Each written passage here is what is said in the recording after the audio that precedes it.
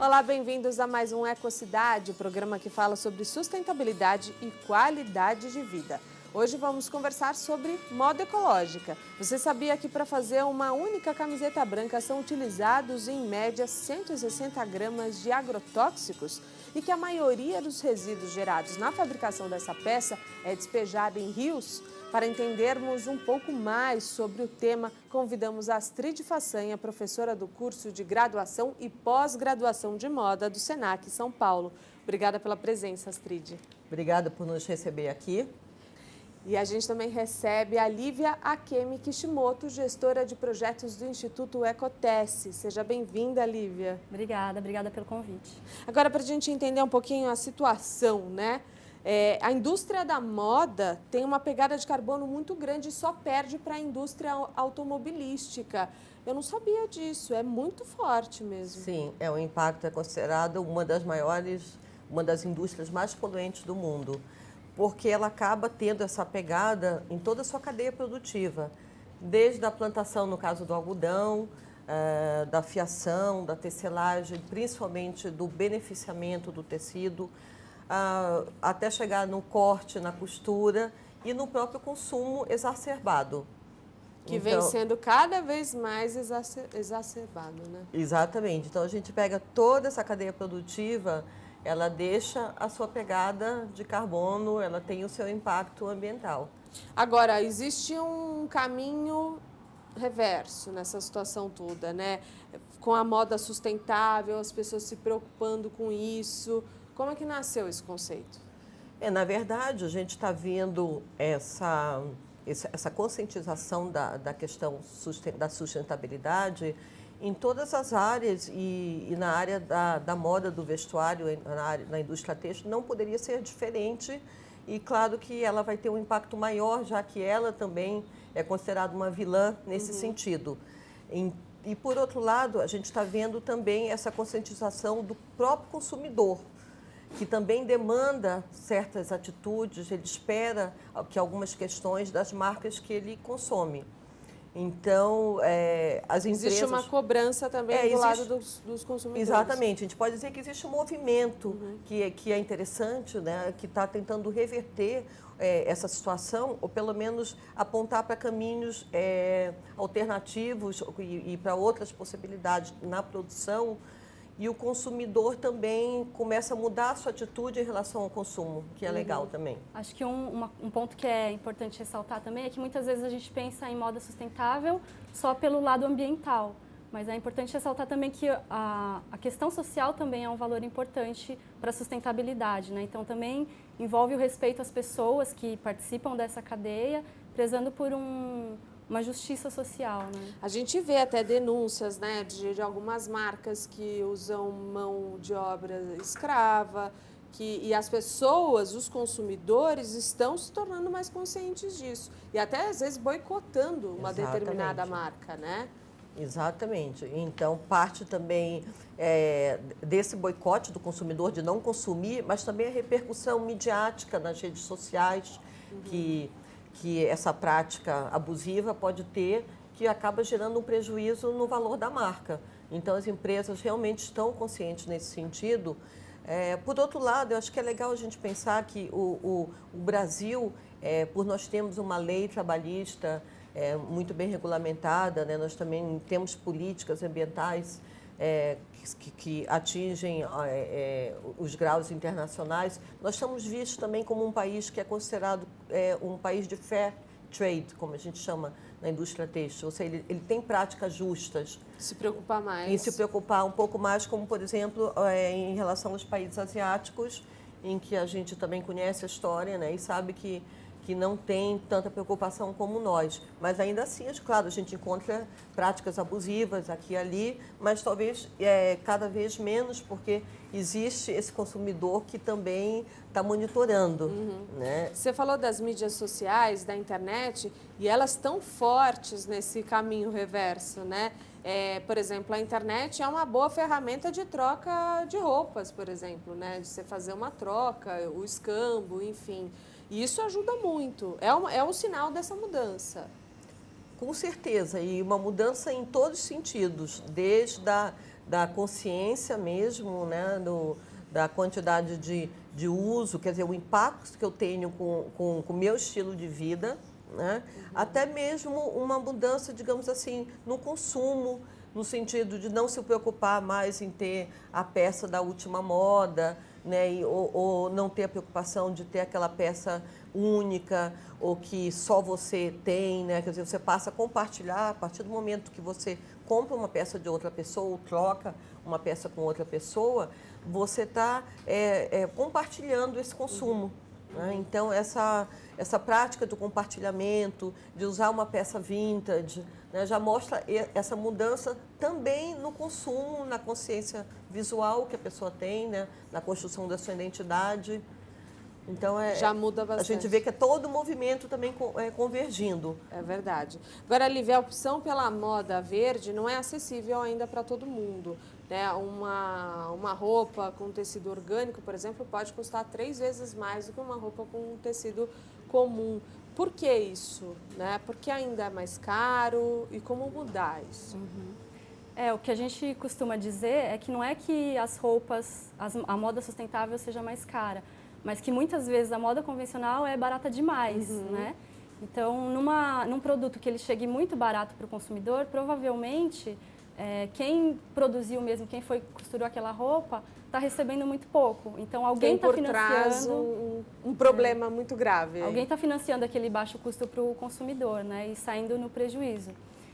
Então, tem essa questão e tem também a questão das matérias-primas, né?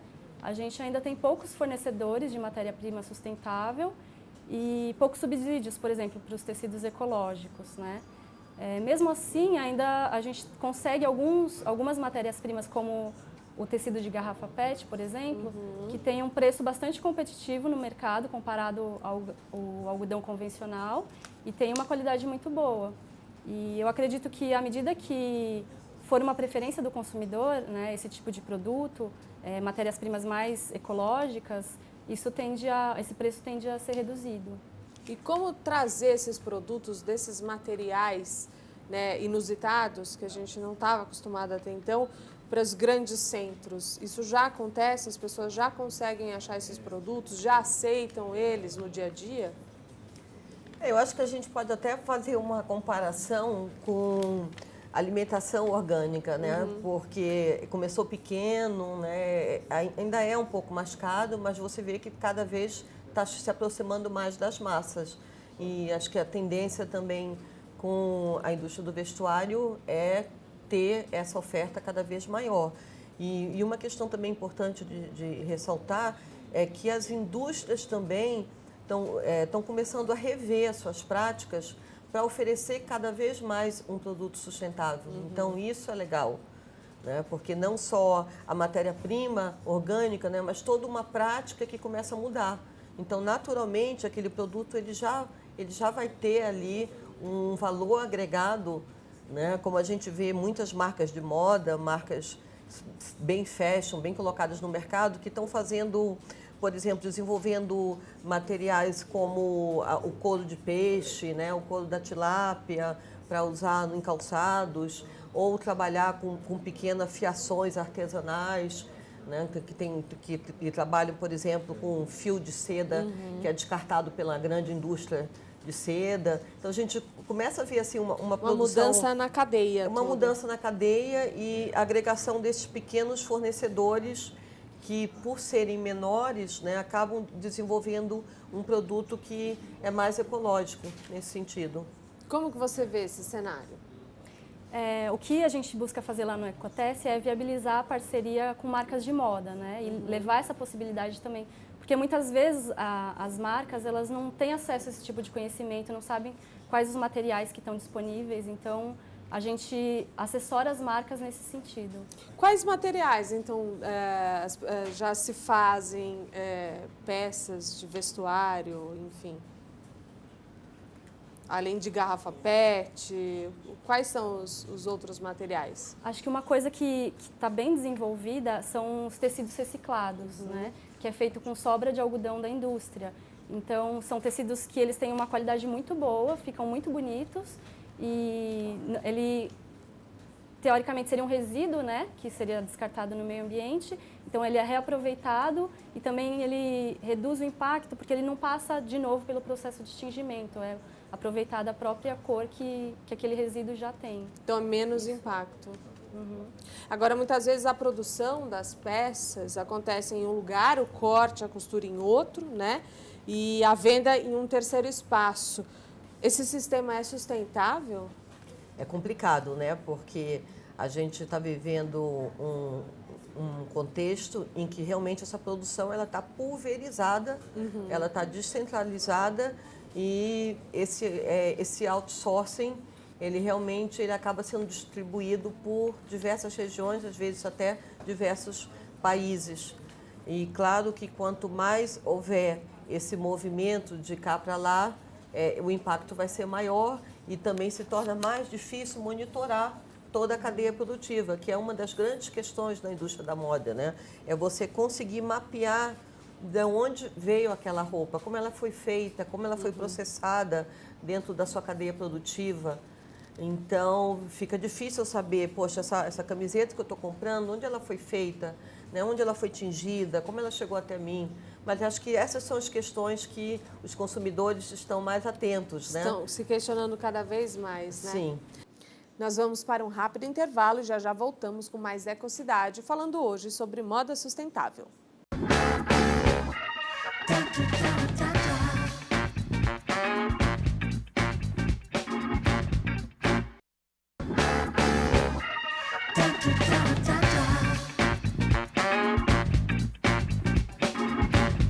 Voltamos com a Ecocidade, que hoje discute o impacto da indústria da moda no meio ambiente. Para esclarecer o tema, estão aqui comigo Astrid Façanha, professora de graduação e pós-graduação de moda do Senac São Paulo, e Lívia Akemi Kishimoto, gestora de projetos do Instituto Ecotesse. Queria, Lívia, entender um pouco a importância do resgate de técnicas tradicionais como o artesanato, né, nessa cadeia da moda sustentável.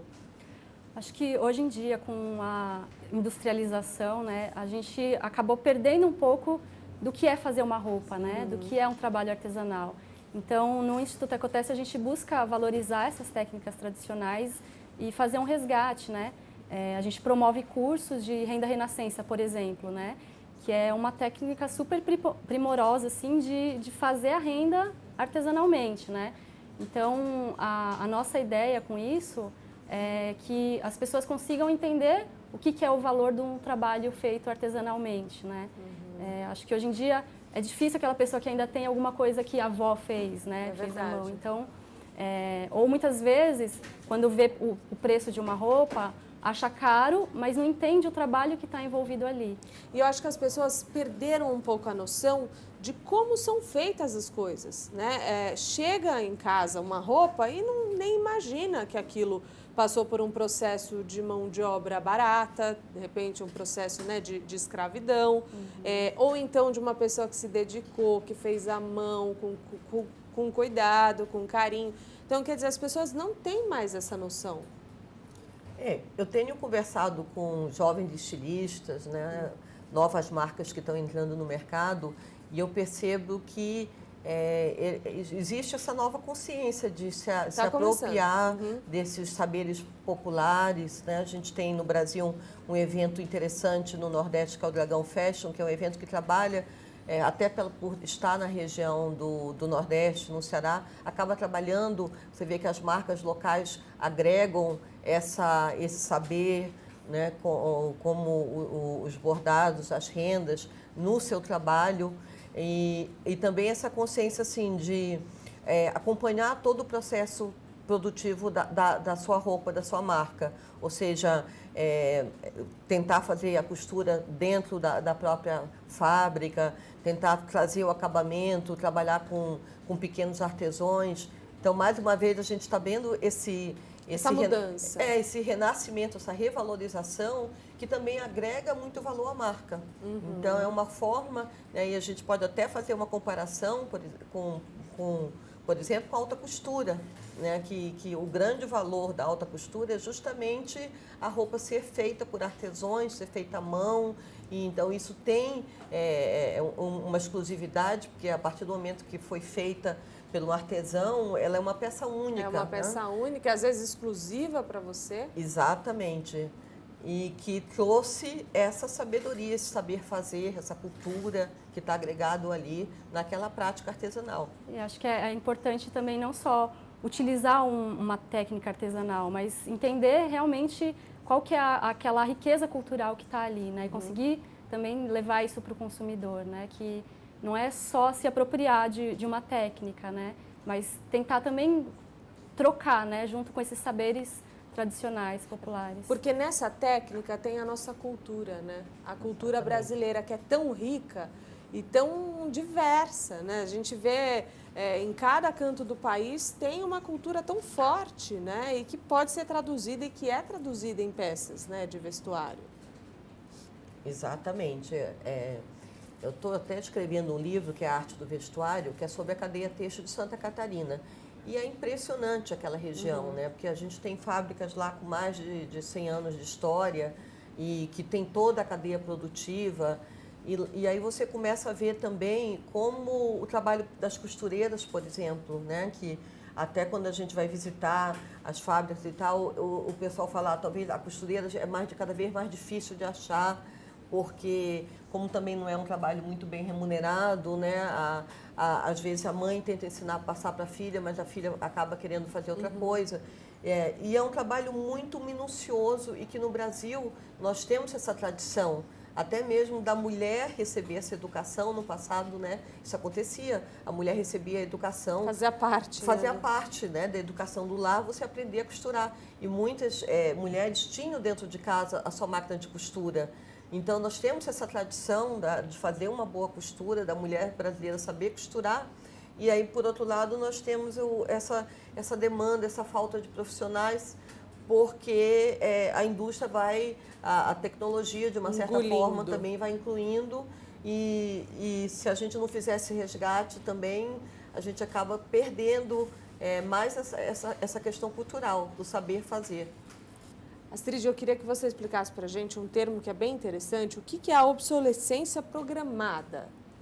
Olha, esse termo, ele deriva de um trabalho de dois pesquisadores norte-americanos, o Sheldon e Iris, que lá na década de 30, eles desenvolveram uma teoria justamente percebendo que quanto mais rápido o estilo saísse de moda, mais rápido a indústria conseguiria fornecer novos produtos. E aí, nesse estudo deles, eles perceberam, por exemplo, que o estilo de um produto, vamos pensar no nosso caso aqui, que a gente está discutindo a moda, quanto mais rápido uma moda sair de moda, mais rápido eu consigo que o consumidor consuma um novo produto.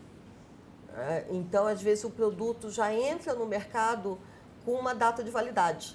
Ele já está ali programado para rapidamente entrar na sua fase de liquidação, para que o novo produto entre no ponto de venda e esse ciclo vai se tornando cada vez mais rápido. Esse é o paradigma do fast fashion, por exemplo. Né? Que vem se transformando também com as pessoas se preocupando cada vez mais com isso. Exatamente. Quer dizer, por um lado, claro que o consumidor ele quer um produto mais em conta. Claro que a gente leva em consideração o preço, né? Todos nós levamos em consideração o preço, principalmente no Brasil, um país tão grande como o Brasil. Mas fica essa questão, né? Se eu me preocupo com o preço, eu preciso consumir tanto, né? E eu preciso trocar de roupa com essa velocidade tanto, quer dizer, a minha roupa precisa sair de moda tão rápido, eu preciso ter esse tipo de preocupação. É muito interessante esse ponto, né? Porque o fast fashion, às vezes a roupa também que é muito barata, ela dá uma falsa ideia de poder de compra. Porque como ela é barata, você tem a sensação que você pode comprar muito. Mas se a gente parar para analisar o quanto se gasta com esse tipo de roupa por ano, a gente vai ver que não é pouco. Porque elas duram menos. Duram menos, você precisa comprar outras vezes, mais. Ela é baseada nesse ciclo rápido, né? Nessa obsolescência programada. Porque hoje em dia tem marcas que chegam a ter uma renovação semanal. E a ideia é que o consumidor vá a loja com uma frequência muito grande. Quase tenha que descartável, sempre, né? Isso, fica nessa lógica descartável e baseada no consumismo, nesse descartável. E a questão não é nem só se ela dura menos, mas ela sai de moda rápido. Ela pode até, ela tem durabilidade, a roupa está boa, né? Mas não é mais o corte do momento, não é mais aquela cor que está nas revistas. Então, é daí que vem o conceito da obsolescência programada. Tá certo. Agora, Lívia, eu queria que você falasse um pouco sobre o trabalho do Instituto Ecotesse, né? Quais são os projetos que vocês desenvolvem lá? A gente atua muito na educação para um consumo responsável, mas também em viabilizar, né, que a moda seja diferente, né? A gente diz que a nossa missão lá na Ecotesse é transformar as lógicas da moda para que ela seja mais ética, no ponto de vista de respeito a todas as pessoas envolvidas, mais limpa, com cuidado ambiental e mais inclusiva, né, permitindo a geração de renda e desenvolvimento social. E para isso a gente acredita em viabilizar um outro tipo de produção, então a gente consegue fazer parcerias entre marcas de moda e grupos produtivos ligados à economia solidária e viabilizar produções que sejam mais humanizadas e valorizando todos os envolvidos. Então, a gente escolhe atuar com esses grupos porque são grupos que têm um formato horizontal, que prezam pela autonomia, pelo desenvolvimento local. Então, já tem valores diferentes, né? Já é uma economia alternativa, né?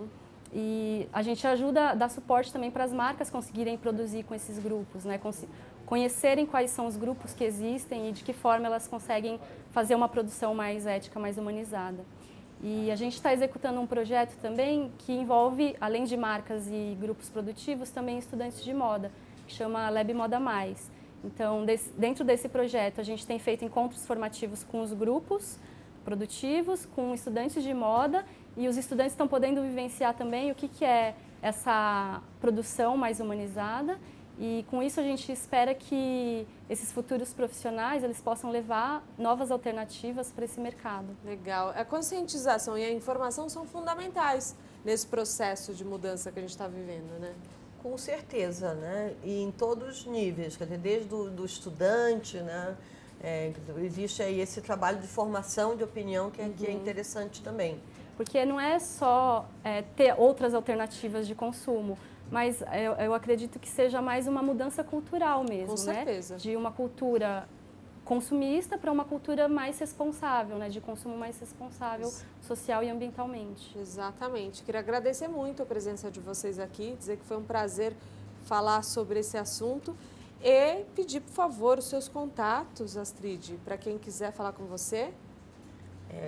O meu e-mail é astrid.sfacanha@sp.senac.br. Tá certo. Obrigada, Astrid. Muito obrigada. Lívia, por favor. Quem quiser saber mais sobre a Ecotesse pode entrar no site, que é o ecotesse.org.br, e entrar em contato também pelo e-mail contato@ecotesse.org.br. É isso aí. Obrigada. Obrigada. E o Ecocidade de hoje fica por aqui. Mande uma mensagem, sugira um assunto para discutirmos no programa. O nosso e-mail é o tv@câmara.sp.gov.br. Até o próximo programa. TV Câmara São Paulo, informação para a cidadania.